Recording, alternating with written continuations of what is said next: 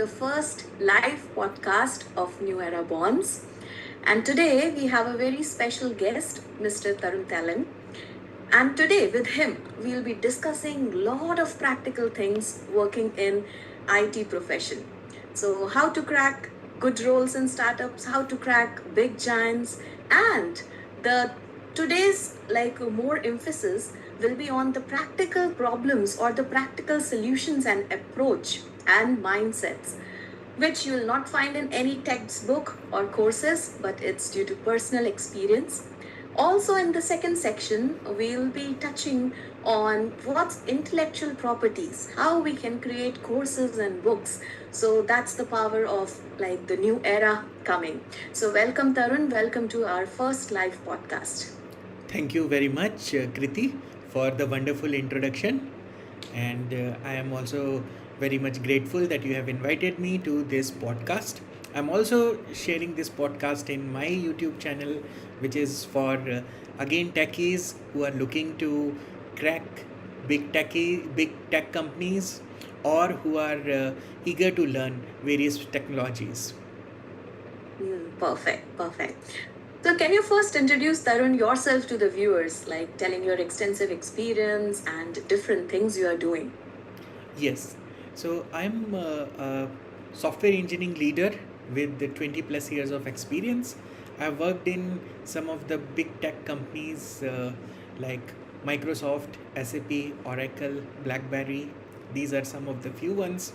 And I have worked across continents. I've worked in Canada, I've worked in Europe, Germany, and I've worked in Bangalore and Hyderabad. So I have seen people, uh, graduates at various levels, software engineers with less experience who are freshers, or with higher experience at director level, and I have been mentoring a lot of them. Have mentored around 10,000 students and help them crack these top tech companies, or choose their career path, and build a career roadmap for them. So this is about my professional career, and I'm also the author of various technical books. I've written various books on Java, microservices, and various new trending technologies, which are whether related to microservices, cloud native development, or about various DevOps streams. So I have been writing blogs, articles throughout my career, have been presenting in technical conferences, and have now also consolidated all these experiences and lessons learned in my 20 years of experience in these books. I also enjoy writing and sharing my knowledge, and that is also one of the best way to learn. So this is a brief introduction about myself. Perfect. So quite an extensive experience. And one of the beautiful thing you have shared is sharing knowledge is also a best way to learn. So we'll be digging more on it on our second section. But when I was hearing your introduction, Tarun, you have worked in different setups, like from startups to big giants. So what's the first difference you can say, which is of mindset or working culture when you compare working in startups and working in big tech companies? Yes, in startups, moving fast is important because you are building things from scratch, and you have to roll out the product, various features to market as early as possible. So here the speed is more important. Faster you are, better you will excel in your career. So that's the way it works in startups. But in stable companies, big companies like Microsoft, they have already a lot of suite of products. Here what matters is thoroughness, attention to detail, and in startup you will be building things, you will be creating new software applications, you will get a lot of learning opportunity into various streams. So you will be working in a broader range of topics in startups, where in big companies, you have to focus, you have to master in one area and deep dive into it, and you have to spend it, optimize it, and troubleshooting and fixing existing solution is considered more valuable there. So that's the basic Perfect. difference between working in startups and working in big companies. But from the preparation aspect, if you want to crack interviews in these companies, the preparation is more or less similar. Similar. Yes, Okay. definitely So your when you were cultural fitment is one important thing. So when you go for a startup, they will see you and assess you that will you be able to work in unstructured environment where there are less processes, and in big companies, no, you have to be more disciplined. You have to work in a various no, you have to work in a well settled process, so that is more important. So from the behavioral aspect there is difference, but from the technical aspect there is no difference.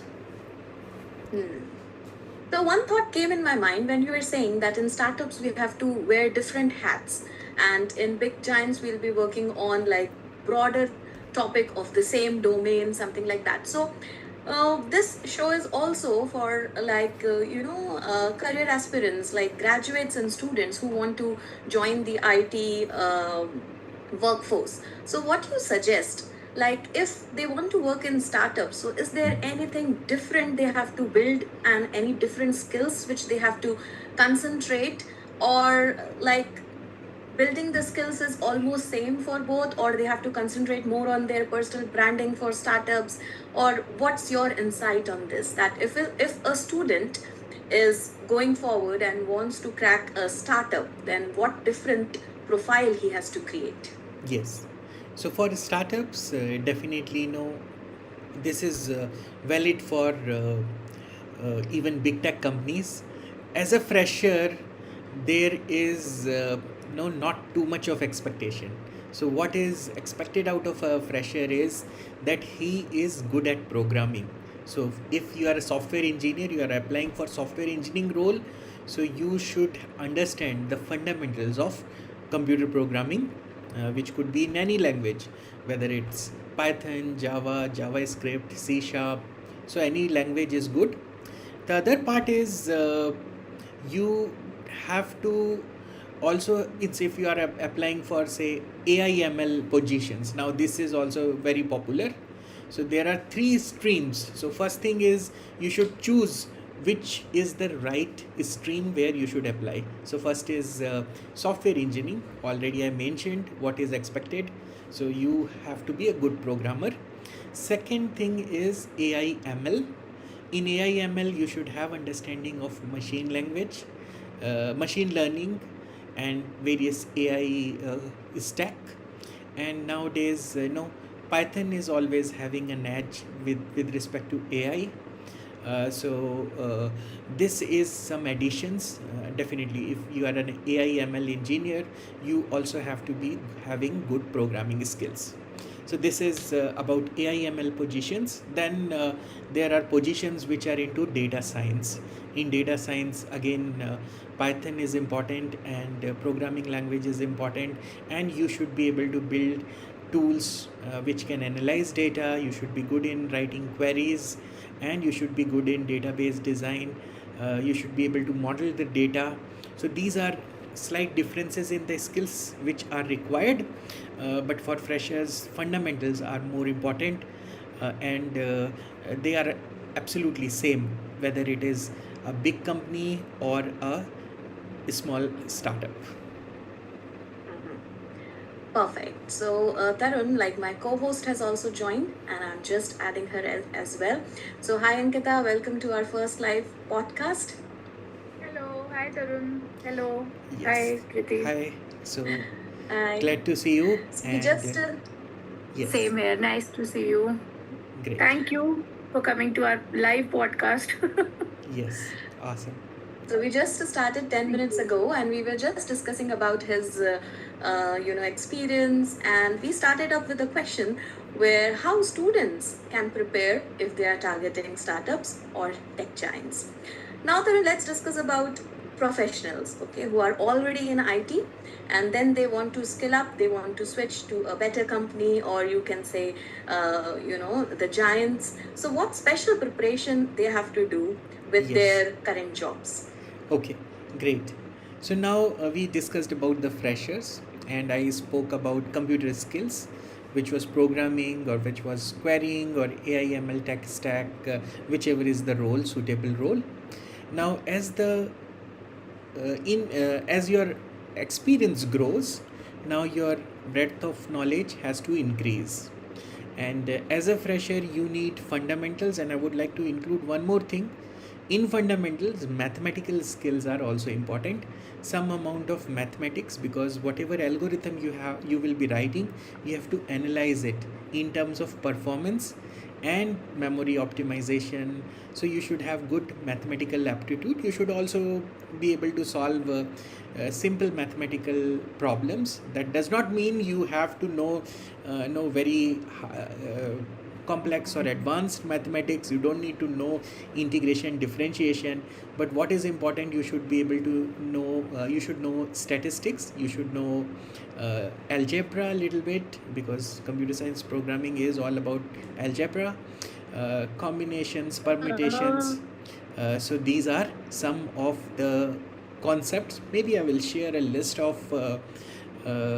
mathematical topics which are important in a kind of a document later, so you viewers can download it. You may put this in description, and then they can download it later from this podcast. And yes, other than mathematical topic, they also need to know other computer science topics like operating system, networking, and distributed systems. Now, as the experience grows, uh, individuals are expected to have more thorough knowledge, and these knowledge should be backed by their real world problem solving experience. So now, with experience, people should be able to relate these concepts, and they should be able to explain how they have used these concepts in real world scenarios. So that is what required.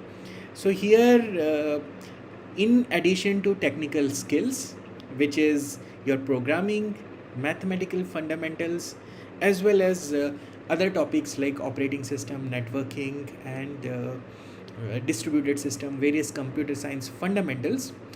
So again, maybe I'll share a list of these topics again in a separate document, which people can download later, because there are many topics. So can't we, means we can't put them all, we can't list them out, people will forget. So other than these, your communication skills becomes important, because when you are explaining the concepts and how you have applied these concepts into real world scenario, so you should be good in communication, and you should be also good in teamwork. So your attitude also comes in, and in all the rounds, whether it's technical round or non-technical round, you will be observed with respect to your attitude, teamwork, and more importantly, you should not be master of everything. You should have growth mindset. You should be able to learn. You should be able to understand what you don't know, and you should be able to aware that this is wrong and this is right, and you should build up a roadmap or a plan to how to solve that particular problem. So that is very important. So this aptitude is very crucial, can make a difference between whether a candidate is selected or rejected. And yes, technical skills are important at more depth, but this fundamental attitude is also important. Mm-hmm. So very rightly said, and all these tips are so useful when you are saying that even if you don't know few topics or few domains, it's Yes. equally important to show that okay, you are okay to learn and you have a growth mindset. So to all the viewers, I would like to say that if you are appearing for an interview and if you don't know any question, then don't feel bad that you will be not selected in that. You can still show that okay, you don't know that, you will research and learn it, and how open you are Yes. for Yes. learning, and then you can just move forward with a positive approach. But I would Perfect. like to add one more thing here, which Yeah. is also very important. First thing which you should know is the job description for the position you are applying. So you should have thoroughly went through the job description, because in a job description they will mention what are the skills, what are the required skills, and what are the good to have skills. So, in required skills, you should demonstrate you have full awareness and knowledge and expertise and skill. And for non required skills or optional or no, some skills are not that important, uh, that will also be mentioned, because they will mention in the job description that this is good to have. So there it is okay to honestly share that this you don't know. So yeah, that's the difference. Means if you are getting hired for some, as a, for example, Python developer, and you don't know Python, then definitely no. Even if you accept that you don't know, and if you are aware, it doesn't make sense. But so important thing is you should build up good skill set, so that you should be able to solve the problem which are asked in the interview in the core skills or in the required skills. And you should have good speed, so that you can solve the problem within the time limit of the interview, because in an interview you may get 20 or 30 minutes maximum to solve a problem. So if your speed is not there, it is as good as not knowing the topic. Right? So these are some important things which I would also like to share. Perfect.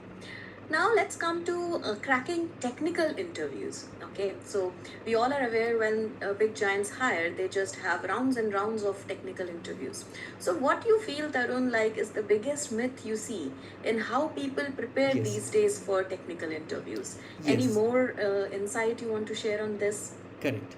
So yeah, definitely now in these days, also in the previous era, also we had very tough bar for hiring in top giants. So people have to study a lot, because also it's true that in their professional career they will not get the opportunity to learn the topics which are asked in the interview. So preparation for interview is very different, and performing in a job is totally different skill set. So both there is no overlap. So even if you are a very good performer in any company, if you are applying for interview, you have to prepare. So first thing is no one can crack any interview without preparation, so it's hard to do. So I would suggest that first thing is you should prepare and give enough time, so that you feel confident about cracking the interview. Now you can check how and prepared you are by just taking a mock interview. Maybe reach out to your colleagues, friends, or whoever you feel as a mentor, and just ask him to do a mock interview. If you have a friend who has worked in the company where you are applying, who is aware what kind of questions are asked, or some colleague who has recently given these interviews, that is the best person who can guide you in preparing for the interview. So give a mock interview. So this is one myth which is sometimes blocking people, and this comes in the way of getting successful. Other myth is people worry too much about their background, their education, and they feel bad if they have not a degree in computer science, or they have a different background, or they don't have exact profile. No, means if they are not from IITs or some foreign university, if their university is not the top university, sometimes people feel that okay, they will not get selected, so which is also a big myth. What companies look for is your current skill. So whether you are from non-computer science background or you are coming from service company trying to move to product company, or if you are from not that great universities, or your grades are not very high, these things don't matter much for experienced professional. Definitely for freshers sometimes this helps, because it helps in shortlisting candidate, but for experienced we should not worry about that. And so sometimes people don't prepare, or they go with a very less confidence in the interviews, which is also coming in the way of many people, and this also lets them not prepare for these interviews and not upskills.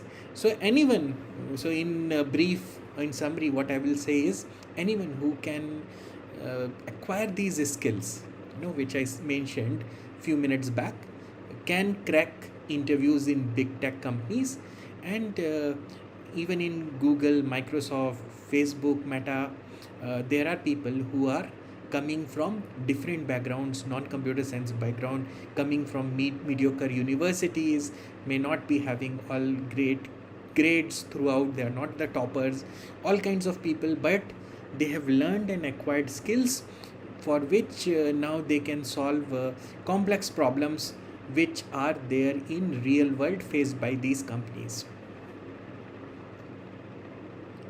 Perfect. So I really like the first thing that some people think that okay, if they are very professionally good in job, that doesn't mean they'll do nice in interviews. So this is a very nice point. I want everyone to focus, all the viewers to focus, that performing good in a job is very different from cracking the interviews. So preparation is important. Thank you Yes. so much for all these insights. So before we move to the next segment, I just want to ask one thing, Tarun, that these days when we make the CVs, okay, so CVs are your first Yes. photo shot or the snapshot of your Yes. profile which a company sees. Yes. So what kind of portfolios or project you think are up now and are very good to show in CVs, and what kind of projects and portfolios you think we should not show that much on the CV? Maybe later we can discuss when we are doing the interviews and face-to-face rounds, but what do you think about that? Yes. So first thing is you should identify what are the companies you are interested in applying, and you should have a list of companies. Always have CVs which are targeted for a particular job description and for a particular company. So assume if you are applying for Google, you should understand that what kinds of problem are encountered in Google. So Google works on search engine and solving large scale problems. For example, they have products like Google Cloud, they have products which is big products like Gmail, which are used by millions and sometimes billions of people, and they handle high volume of data. So they, for example, Google searches through the entire internet, and Gmail also processes so much of data for so many users in real time. So the problems where they can show that they will be able to solve large scale problems is important. So such projects, if they have worked on some online project, definitely you don't get that exposure to work in such big solutions, but you should understand that what it takes to build such solution. So you should be able to demonstrate that your solution can be scalable, and wherever you can showcase that. Generally, if you have an online product, cloud based product, understanding of cloud is important, and projects related to that is important. So whatever is the business logic, that does not matter much, but what matters is the performance, scalability, and various aspects which are required in solving problems in big companies, like maintainability, their ease of customizability, and ability to monitor your applications whether is up or down.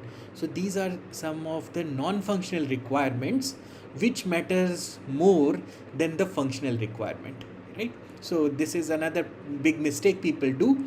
They'll talk a lot about the functionality features and they feel proud about the features, and but these companies, they want their releases to be boring. They say that okay, their software should solve more of the technical problem than the functionality and feature problem, because in big companies you don't means they prefer less features because their product is already feature rich. What they prefer is solving problems and giving better experience with the existing features to their customers. So that is important aspect which they should highlight in their projects. Perfect. So all the viewers, like, we have got some nice insights. If you are starting as a student and trying to crack a job, or if you are a working professional and trying to move up. Now, Tarun also do one-to-one mentorship for all the technical things he's talking about, and how to crack interviews, and lot of intellectual assets as well, which we'll be exploring in the next section. So I would like to invite Ankita to take over the next segment, which is all about what are intellectual assets and questions related to that. Over to you, Ankita. Hi. Hi, Tarun. Welcome again to New Era Bondz. So Yes. before going forward, I think we should check the comment section. Smita Borade has asked a question regarding importance of DSA for freshers and experience. Okay. Yes. So Yeah, data we structures. can. Yes, data structures and algorithm, as I said, is very important. So if you are applying for software engineering position, it's a must. Even for ML position, AI ML position, it's a must, because data structures are important for any kind of program. So yes, in big companies, Google, Microsoft, any big company, there are tens of such companies. Their first screening round will be on data structures. You will not move to the new rounds, later rounds, if you don't crack the data structures. So you have to practice very thoroughly. I would say for freshers, 80% of their effort should go into preparing for data structures. And the other way around is also true. If you have cracked data structure round in any company, then almost 90% you are through with the interview. Because as a fresher, what is important for you is to be having good programming skill. And if you have good knowledge of data structure and you are able to solve problems in these companies, they ask tough problems. Tough in the sense they are not extremely tough, but they are medium range problem, and it requires thorough understanding of data structures. So if you are able to solve these problems, then there are 90% chance you will be through with the interview and you will get the job offer. So I would say that yes, for freshers, they should spend 80% plus time on preparing for data structure, and they should not apply in any company until unless they are very confident with data structures. Recording in progress. Okay, thank you so much. So, Tarun, as I am a non-IT person, right? Yes. So, as a non-IT person, what I should understand, what is an intellectual asset? Okay. So around And why it is important for me? I mean, Yes, assets are important, but why intellectual assets? correct. Yes, absolutely. So yeah, we were all throughout talking about learning, right? And best way to learn. So there are so many topics to learn. If I say data structures, in data structures there are around 50 topics, right? If I start naming out, it's from arrays, linked list, queues. There are different kinds of linked list. So many technical things are there. You have to remember and learn them all, and you should be able to showcase that you have these skills. Because first thing is, even before you appear in interview or DSA round, your resume should stand out. And when someone is looking into your resume, you should when you are building your resume, you should build it in such a way that if a hiring manager is looking, he should remember your resume. Because if he is not able to remember your resume, and your resume looks like 10 other resume, then he may not call you for the interview, because he may not remember you, and there is no differentiation which is there in your resume. So if you have a blogging site, if you have done a GitHub project, or if you have any kind of extra work or project work which you can showcase, which is outside your academics, then this becomes a very good differentiator. So you should understand, first thing is your resume or LinkedIn profile, they should target to only two people if you are a job seeker. First is the recruiter. So recruiter is a non-technical person. He will not be able to understand the depth of the technicalities which are mentioned in your LinkedIn profile, but he should get an impression. He should be able to get an impression that this person has done a thorough work. On the other hand, hiring manager, sometimes will be technical person, but sometimes they are experienced people, so they may not be aware of the current technology.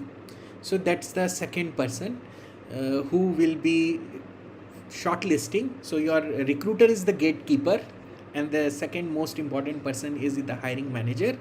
Both of them should be able to select, they should be able to shortlist your resume, and there should be good points which highlights them. So blogs, GitHub projects, or YouTube channel which are technical in nature, they should be highlighted, and this makes you stand out from rest of the crowd. So if you have some contribution, some articles, participation in conferences, or if you have spoken, given a session to some of the conferences, if you are an active member of developer community and you have presented some topics, these are the things which you should highlight, and they will help you stand out. So this is one of the most important advantage of building assets.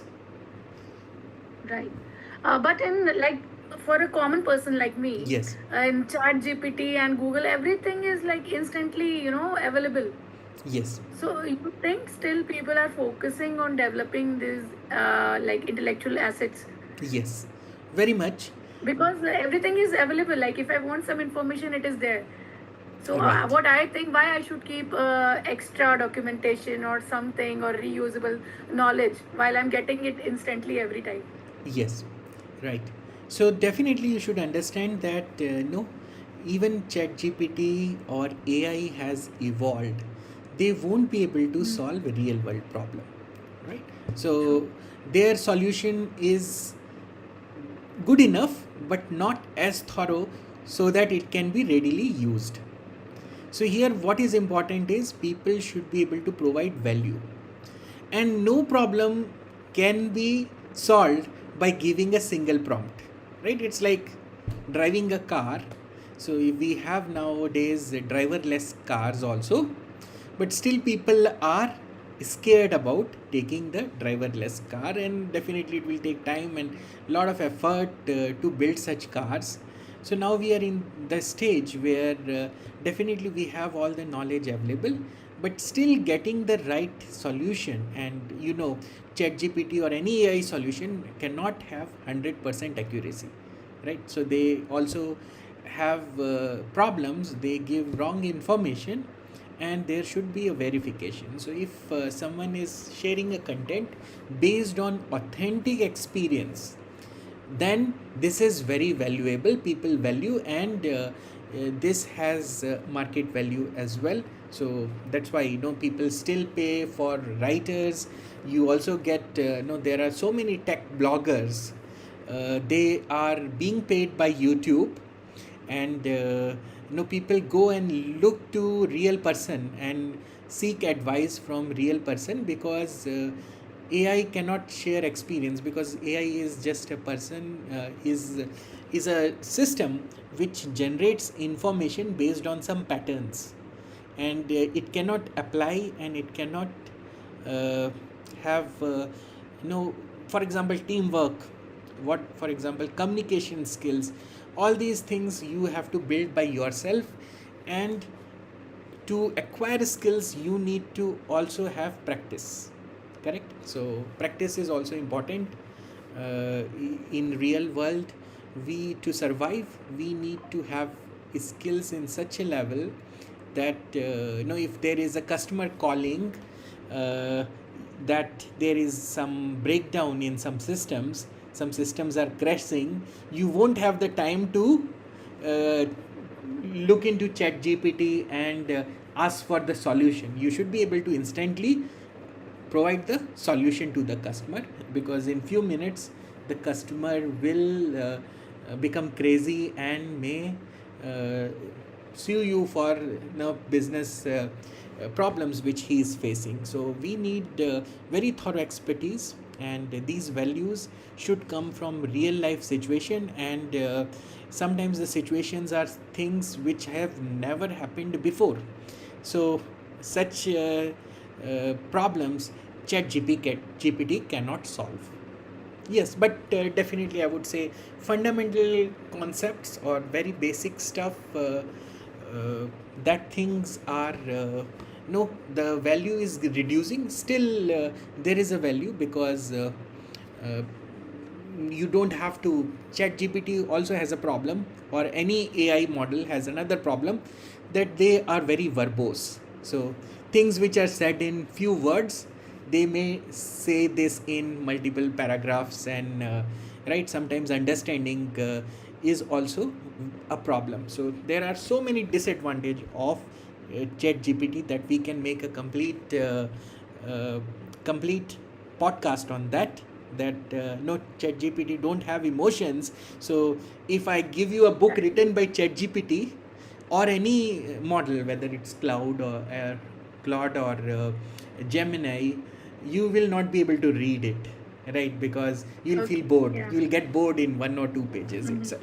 But if author has written a book, and it is 500-page book, you will enjoy reading till first page, from first page till 500th page. So this is totally wrong. That no, AI content will replace human content. It will also help human writers. For example, ideation, creating ideas, or generating prototypes. These things can be done well by artificial intelligence. So it can enhance human creativity, but it's not a replacement for human creativity or human skills or experience. So, as the name suggests, it is an asset. So, an asset is something which helps you in Yes. future, right? Yes. So, you think these intellectual assets, this can help us in future as an insurance? Yes. The job market is so unstable. Correct. If like we are not, or we might not be interested in working in Yes. same monotonous profile all the time. Yes. So in that absolutely. case, we can have it as a backup plan or insurance, we can say. Yes, absolutely. So if you have built some apps are still being sold, they can be monetized. Good content, right? For example, this podcast is very valuable, and no, these will be having relevance not just for few months, they will be relevant for many years to come. For example, data structure, this concept started in 1960s, is still relevant. So companies, even if they are using the latest technology, they still talk about data structures and algorithm. same is with Java, Python. So it's more than 30 years these programming languages have been in use, and now going forward this will also be there. Definitely some minor changes will be there, but most of things will remain the same. So same applies in any non-technical area as well. So if someone is, people in IIMs, they still study books written. Their case studies are sometimes for businesses which are in 1800 or 19th century. They even study these kinds of businesses in case studies. So there is always life for these assets, because it's like gold. And there other advantages, when you are in job, you have to work to earn. So if you take leave after a certain number of days, maybe 20 leaves always everyone gets, but after 20 days you will be in leave without pay. But if you have a asset, for example a book, a Udemy course, then even if you are not working, it does not mean you don't have to work. You still might be updating it, but you don't have to be very much engaged. You sometimes have to answer queries, or you have to update your content, but that's not a big effort. But it is passive income. So passive income is an income which with less effort. So it's a myth that it requires zero effort, but with less effort you can get lot of revenue, so that to sustain yourself, right? So I would suggest that people should also build that, and build it as per their knowledge, skill and passion, so that they can continue pursue it. And it's also long term. Like if you buy a gold today, you can't expect that tomorrow you will get good returns out of it.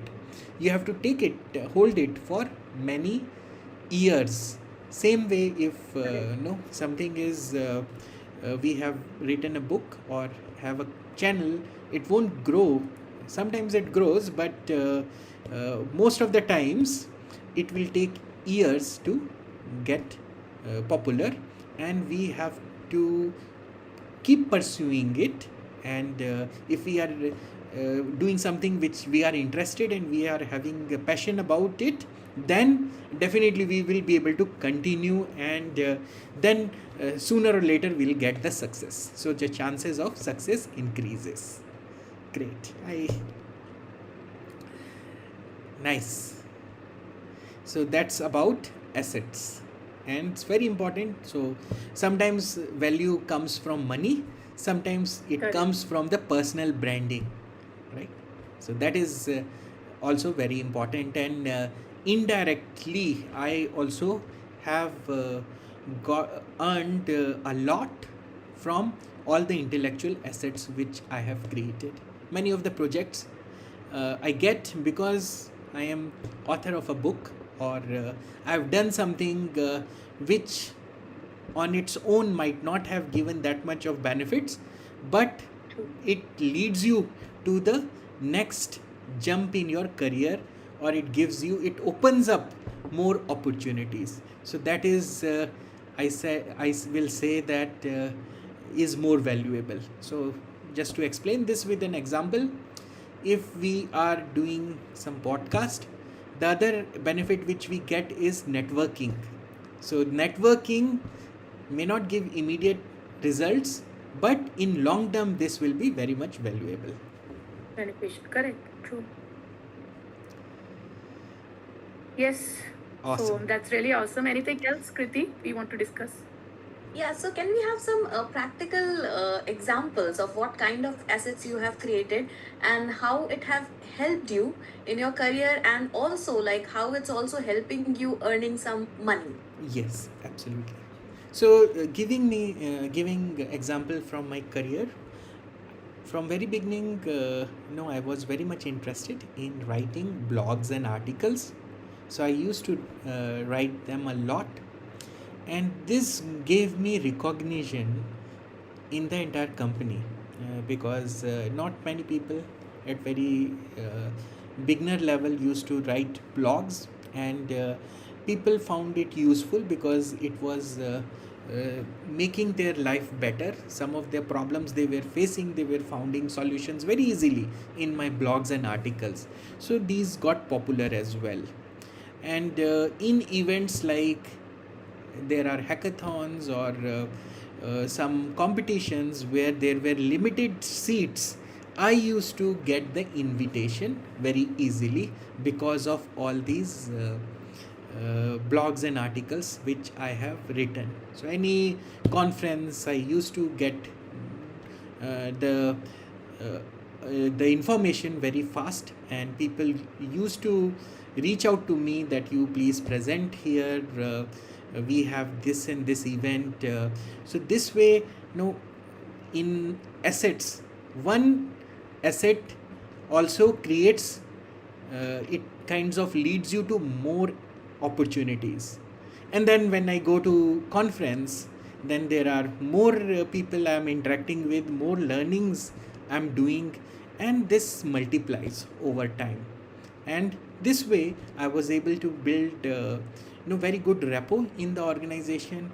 And some of the very strategic project in my organization was seeing my technical capability through the blogs and through various events I participated. I got some of the very strategic engagement in my organization.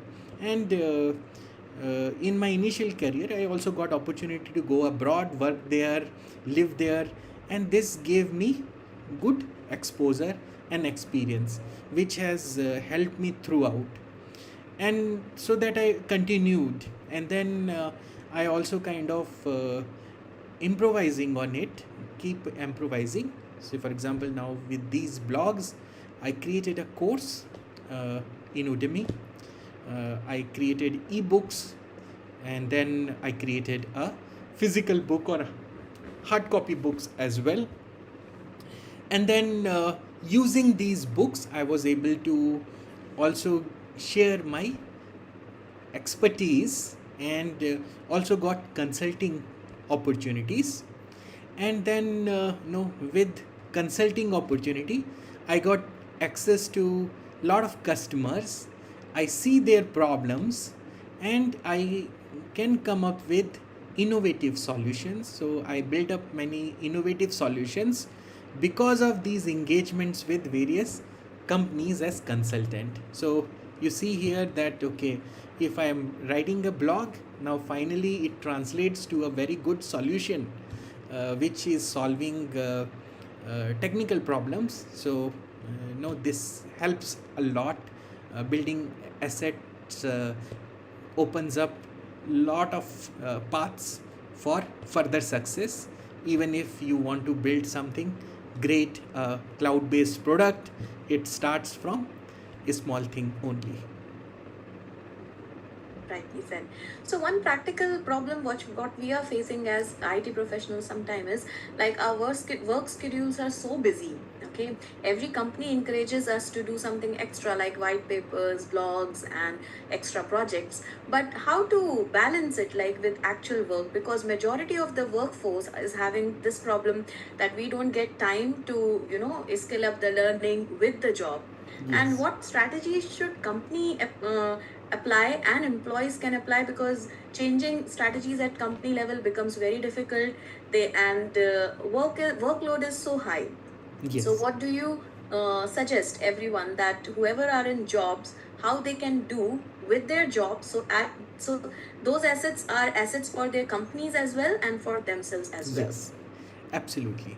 So first thing is you should be able to understand how much effort it takes, set realistic goals for it.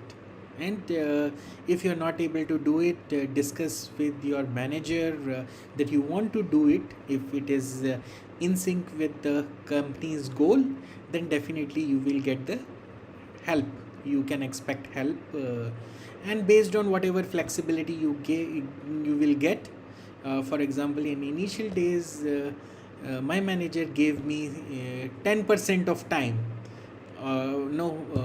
That okay, you can use this to do something which is related to innovation. but yeah, that also means that you have some expectation as well. So definitely when you ask for these flexibilities, you will have to show the results as well. So in that particular 10% time, I was very much aware that I have to show results, and then I kind of filed patents so that I can kind of share the result of my innovative activities. So you have to also be really cautious about these things. Now, once you know that okay, this is what I want to do, you should set the goal and work on it, and in small chunks as well, because any big task you can break it up into small subtask. So this is what I do, and set goals which could be weekly goals. Say for example, if your goal is to learn data structure, definitely you can't take leave for maybe 10 days or 15 days and learn every aspect of data structure, because to learn everything maybe you may need 2 months or 1 month, depending on how much background you have. So that is not possible with work, but then definitely you have to break it out. So you can plan, like, I will study 5 hours a week.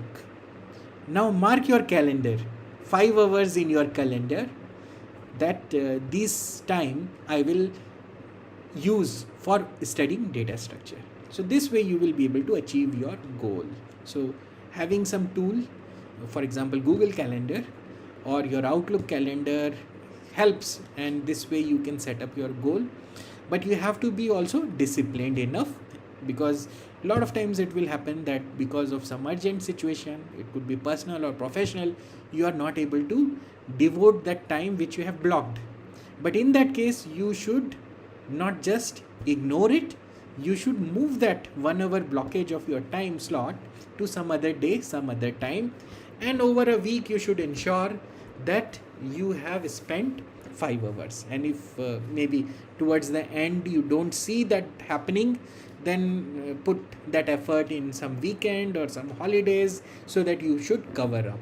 But yeah, so this is one way how I kind of take care that all the goals which I set are reached, and I do not lose track of these, and which can end up no, I'm not able to proceed on these activities. Yeah, because in today's world, or you can say new era, Yes. what people are doing is like they are finding it difficult. But as you said, that if you have a wish and a will to do that, company will support you, managers will support you, but it has to help company in some way. Yes. The topic and the research area you have to choose should be such that it helps your company grow. Very well said. So one last question from my side I'll be taking up is, like, in today's new era, if you want to suggest a person to spend time in all these assets, because you know in every appraisal cycles as well, in each and every Yes, company, yes. these assets are now valued, they have lot weightage as well. So what you would suggest in today's world, like a product, like an Yes. app or something, a Yes. book, a Yes. course, or blogs? Correct. So So- how people can choose from these all options? Yes. So again, it will depend on, what's the interest of person, what's the expertise of person. So there's no one single answer which will be suitable for everyone, but they should see that where I can contribute the best. So if you are good at writing, you want to build a blog, you can do blogging. That could be good starting point. If you feel you should feel confident that you should be able to write, because I engaged with so many people as co-authors, but not everyone was able to write book, because it's a big project, and if you are falling behind and not covering up over a few months, you will see that no, so much time has passed and there is no progress, and this demotivates you. So based on your interest, you should pick something. If you enjoy creating videos, you can create courses. If you want to showcase some demos, you can create a demo recording or documentation. So again, depending on what is easy for you, because your what's your strength we should understand, and then slowly and gradually we can upskill also ourselves, because initially when I used to write article, I used to spend sometimes a week to write an article, but over a period of time I have improved my speed and I can do it in now sometimes in half a day also. So as you proceed with these activities, you become more productive on these. But yes, I would say you start with whatever you like, but start with some small stuff, so that you can validate that whether it's creating good value, right? So something for which you have to spend less than a month, that would be ideal thing, because if I want to write a complete 500-page book and I'm not sure, then definitely I will have to first break it up into small chapters and then see if these chapters are coming up well, and then take up that book assignment. So same thing you can also take up in your planning activity. Do something which there are higher chances of success, and no, because if you will get success, then you will continue it, and if there are failures, then sometimes you may get demotivated. But yes, you should also understand that not everything will work and bring a lot of results. You have to keep trying, and if you are learning and if you are encouraged, getting encouragement in proceeding with that, then sooner or later you will succeed. Rightly said. So, Ankita, any other questions from your side? Yeah, And rightly we- said, because in intellectual asset, as the name suggests, it's related to our thoughts, and every person is having a different thought. So we never Yes. know what clicks. So I Yes. really liked it, that keep doing what you like to do, Yes. and keep doing what interests you. At least start with that, Yes. and don't stop till something, at least something clicks. Yes. So I would like to also give one clarification here. So intellectual properties, because otherwise systems will figure it out that no, this is not the original work. So whatever way, whatever things which you are doing, maybe if you are using some tool, you can document that, and then this becomes your style of doing. This is the intellectual property, and this is the biggest benefit, right? Because the same thought can come in many person's mind, but the first person who documents that thought owns that, right? So that is the Exactly. biggest advantage of it. So that's why companies, they file patents, they file copyrights, they have trademarks, and these are valued more, that based on their brands they sometimes get loans, and it's an asset for them, right? People invest in these companies which are having good brand value, have good patents, copyrights, so it is real asset. Awesome. So hope this clarifies, and you got all the right roadmap to how to Yes. get into good company, and then also how to succeed in any company, in any environment, wherever you are, and be successful in your life in whatever situation it comes. Thank you so much, Tarun. Well, to all the viewers, I would like to say that if you have any questions, if you have watched the live or you are watching the recorded thing, when we'll be posting the live on our channel, you can ask any questions, you can share your feedback, share your experience. We will share that with Tarun, and you will also observe that we have already done one panel discussion with him. So in that panel discussion, we touched the topic, like we just we have put up our opinions on the 70 hours a week or a 90 hours a week statement, which was published by some Indian founders. So you can also watch that video. That's a panel discussion with 3 and 4 people. So we'll be doing more and more podcasts with him. If you want any podcast on any specific topic with Tarun, do let us know, and also let us know like how you felt about our first live podcast podcast. So it's not a recorded podcast. This was our first live podcast. I enjoyed a lot. And thank you so much, Tarun, for all the insights. I still feel that each question was a huge question, and we can have like lot more discussions which we can plan in future. But thank you so True. much. Great. Thank you so much. Great. Thank you. Awesome. So I will be there in the channel. So if anyone has questions, although the talk will get over, but I will be available in the dev skill channel for replying to any queries over the chat. I see few comments from few people, so I will be replying them in few minutes. I think in description, in the live description, we can put his channel thing also. Absolutely. We can tag the channel. Great. Yes, Great. Awesome. absolutely. We'll do that. Thank you, Ankita. Thank you, Tarun. Thank you. Thanks for your so time. much. Thank you so much. My pleasure. Recording